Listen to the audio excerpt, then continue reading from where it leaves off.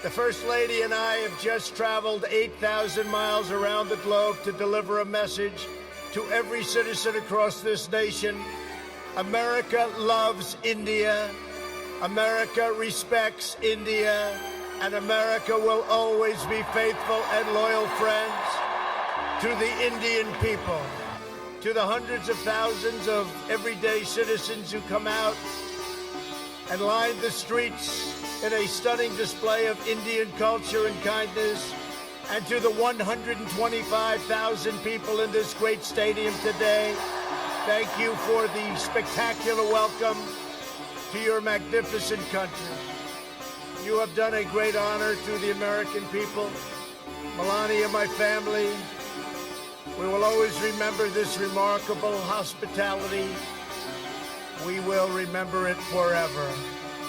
The story of the Indian nation is a tale of astounding progress, a miracle of democracy, extraordinary diversity, and above all, a strong and noble people. India gives hope to all of humanity.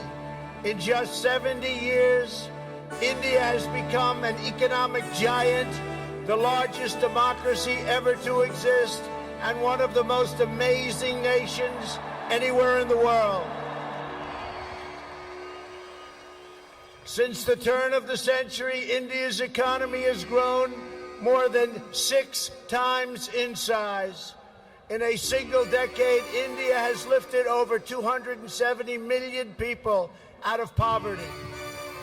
Under Prime Minister Modi, for the first time in history, every village in India now has access to electricity.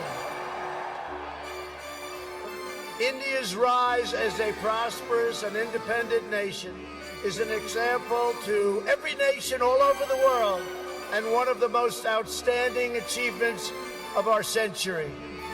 It is all the more inspiring because you have done it as a democratic country. You have done it as a peaceful country. You have done it as a tolerant country. And you have done it as a great free country.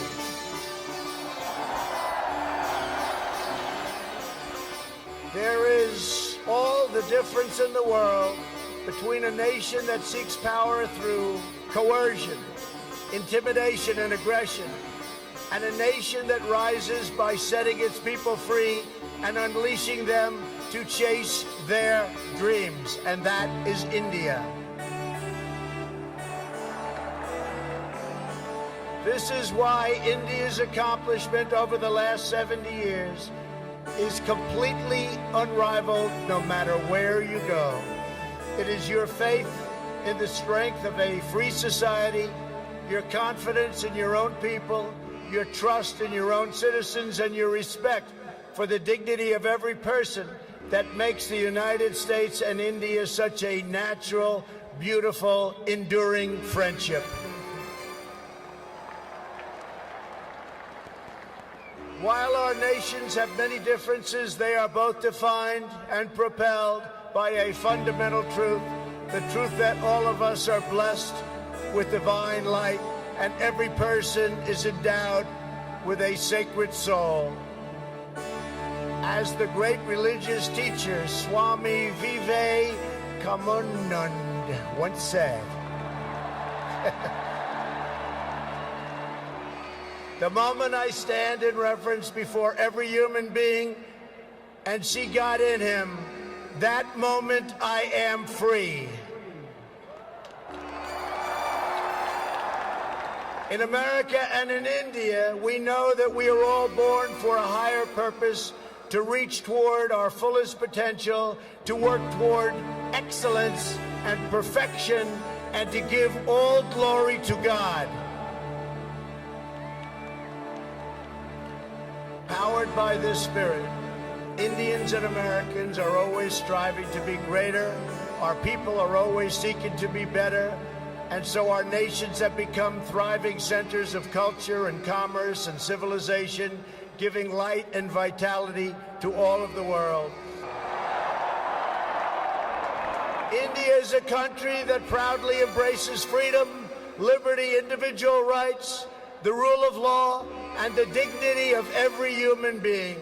Your nation has always been admired around the earth as the place where millions upon millions of Hindus and Muslims and Sikhs and Jains, Buddhists, Christians, and Jews worship side by side in harmony. Where you speak more than 100 languages and come from more than 24 states, yet you have always stood strong as one great Indian nation. Your unity is an inspiration to the world. In America, we have come to know the splendor of Indian culture personally through the 4 million Indian Americans living in the United States as our wonderful friends, colleagues, and neighbors. They are truly spectacular people. Indian Americans enrich every aspect of our national life. They are titans of business, the biggest, the best, pioneers of science, masters of the art, and innovation of technology like few people have been able to see, no matter where you go, anywhere in this universe. So on behalf of the entire American people, thank you, and thank you all for the contributions your culture and traditions have made to my beloved country. That is why I have come here to India in the spirit of fondness and goodwill to expand our cherished partnership of incredible power. The Prime Minister and I will also continue our important discussions about how to deepen the relationship between our two great countries. Both of us understand that when leaders put the interests of their own citizens first, we can forge strong and fair partnerships to build a safer and more prosperous world.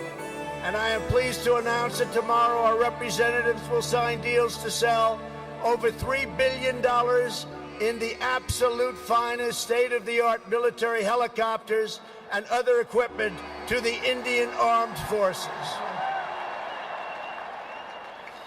I believe that the United States should be India's premier defense partner, and that's the way it's working out.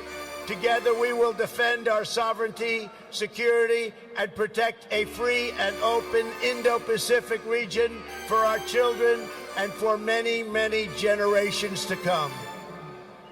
Over the course of my visit, Prime Minister Modi and I will also discuss our efforts to expand the economic ties between our two countries. We will be making very, very major, among the biggest ever made, trade deals. We are in the early stages of discussion for an incredible trade agreement to reduce barriers of investment between the United States and India. And I am optimistic that working together, the Prime Minister and I can reach a fantastic deal that's good and even great for both of our countries. Since my inauguration, commerce between our two nations has increased by more than 40%. India is now a major market for American exports, and the United States is India's largest export market.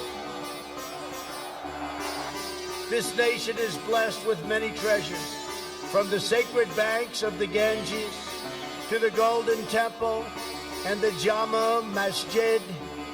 It is the home to some of the most cherished cultural heritage anywhere on earth. It is also the land of stunning vistas and astounding natural wonders, from the rugged peaks of the Himalayas to the splendid shores of Goa. And India has always been a wellspring of deep wisdom and great ideas, from the Vestas and the ancient epics all the way to the modern India nation. But standing before all of you today, I know that true strength of India is not found in its textbooks, its landmarks, or its landscapes. The true strength of India is found in 125,000 beating hearts in this stadium, and the millions and millions of people who have seen and witnessed our great friendship and admiration today. It is all found in the soul and the spirit of the Indian people. Your courage won and secured this nation's independence. Your devotion built this great and enduring democracy. And it is your dreams that will power this country to a future, even greater progress, prosperity, equality, and opportunity for every citizen across your land. So today I say to every Indian, North and South, Hindu and Muslim, Jewish and Christian, rich and poor, young and old, take pride in the glories of your past. Unite for an even brighter future, and let our two nations always stand together as powerful defenders of peace and liberty and the hope of a better world for all of humanity. Thank you again, Prime Minister Modi, for your hospitality, and thank you, India, for this phenomenal welcome.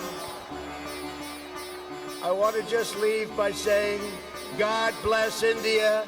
God bless the United States of America. We love you, India, very much. Thank you.